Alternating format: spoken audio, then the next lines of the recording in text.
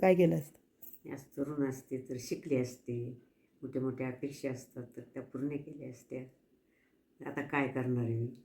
तुला काही आवडत नाही आणि काय आवडतं ते सांग. आमच्या आत्ताच्यामध्ये मोबाईल आवडतो किंवा कधी काय कुठलाही प्रसंग असेल तर त्याच्यावरती बोलता येतं, हे होतं. पण बाकीचं काय बघता येतं.